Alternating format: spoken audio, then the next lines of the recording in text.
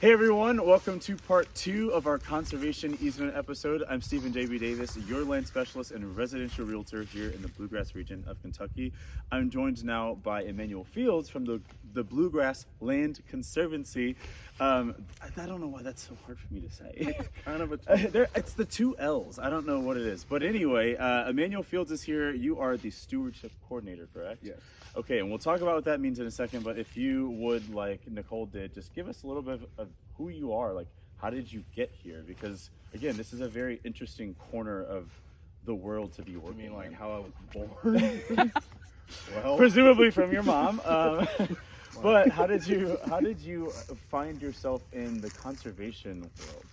Okay, well, I have always kind of been the outdoor science nerd kid, you know. Okay. I was always kind of that kid, like riding my bike around the neighborhood and making maps and areas of stuff I found, you know, just kind of genuine outdoorsy nerd stuff. Okay.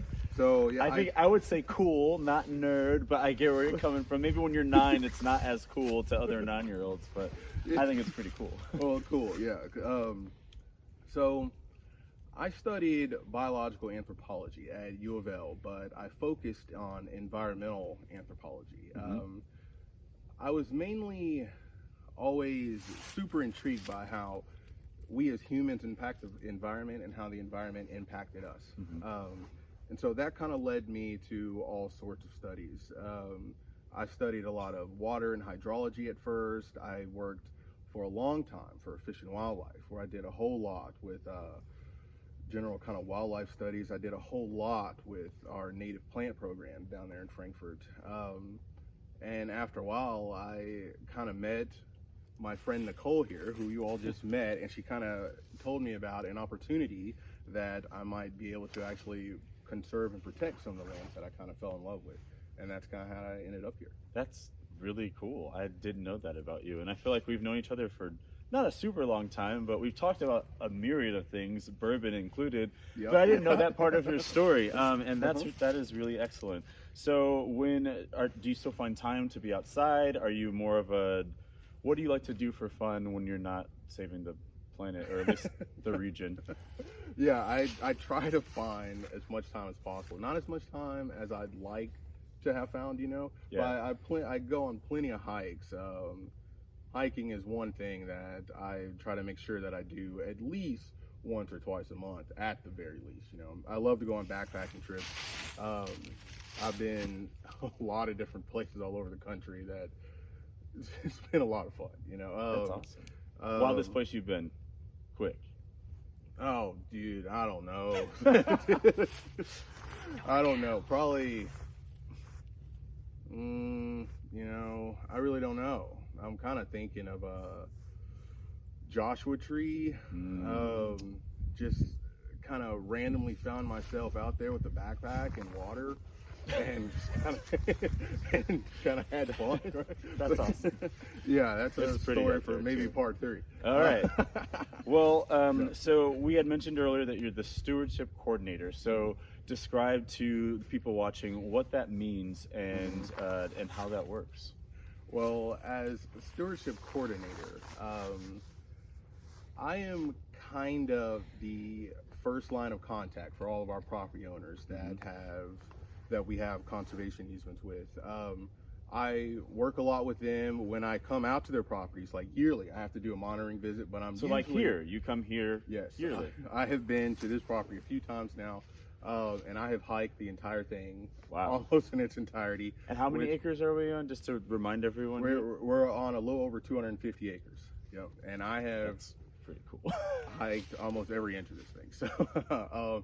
And one thing I do when I'm out here is I look for like non-native invasives on some of our properties. I even listen for strange bird calls that might even be out there. I will also look to make sure that everyone is adhering to the rules kind of the easement, to make sure that there aren't any kind of surprise structures or even if there is something that they might want to put up, that we might work with them just to find out, you know. Gotcha. Yeah, because there are plenty of things that they can do. Just sometimes we like to have advance notice of. Yeah.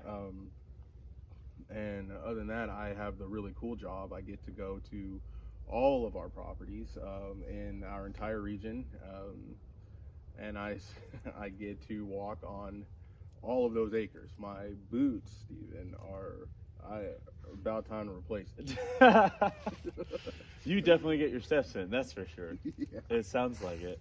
Yeah. So when someone is working with you, do you ever find that if there's an issue that they call you, like if there's something that happens, I don't know, sinkholes are a thing in our not our property, in our region because of limestone and all that kind of stuff. What sorts of resources do you provide, or at least what point of contact do you have when maybe something goes wrong? Sure. Yeah. In a case of like a sinkhole, because sinkholes are common, they do open up almost like right overnight. Let's say if I got a phone call from a landowner and they said a sinkhole opened up, well, I'm probably going to come out as soon as I can to have a look at it, get a few pictures, and I'm going to make sure that everything, is okay and still safe. And then I'm going to go over what our easement might say, over what to do in the case of a overnight sinkhole, or I'm going to kind of recommend in to some of the partners we work with to see what they can do about it. So you're not just a one-stop shop, like No. easement, Right. done. No. You're definitely a conduit to other resources that can help them, whether things are going right or wrong, but ways that they can continue to protect their property. Yeah, I try to stay in contact a lot with a lot of other nonprofits that are kind of in our same kind of field of work that are doing other things, but maybe focused in different type of things. Like maybe one might be like stream mitigation, non-native plant removal, just things like that, Gotcha.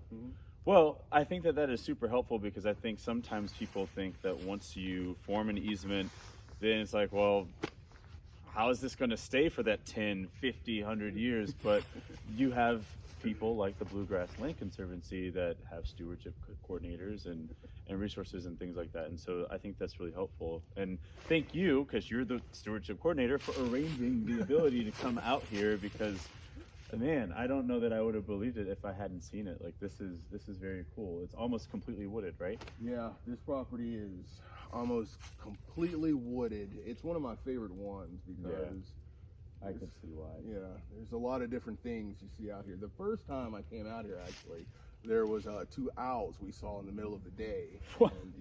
And at first we heard them at first. And then as we continued our hike, we realized we were getting closer and closer, and then they were pretty much right on top of us. Yeah. Wow. Well, folks, that's what we have today. This is a 2-part episode, so if this is the first part that you're seeing, it actually is the second, and you should go back an episode and watch the conversation that Nicole Zub and I had. Nicole and Emmanuel are both from the Bluegrass Land Conservancy. You'll find all of their information at the bottom, like in YouTube or in the comments if you're watching on IGTV, like all of that stuff. But it doesn't matter whether you're farming or you have hunting land or wooded land or whatever the case may be. If you have land that you want to conserve, these are the folks that you can call, and you'll know how to reach them at the end where all the credits are. As well, if you ever need something from me, your land specialist and residential realtor, I am all ears. So for now, peace and thanks for watching.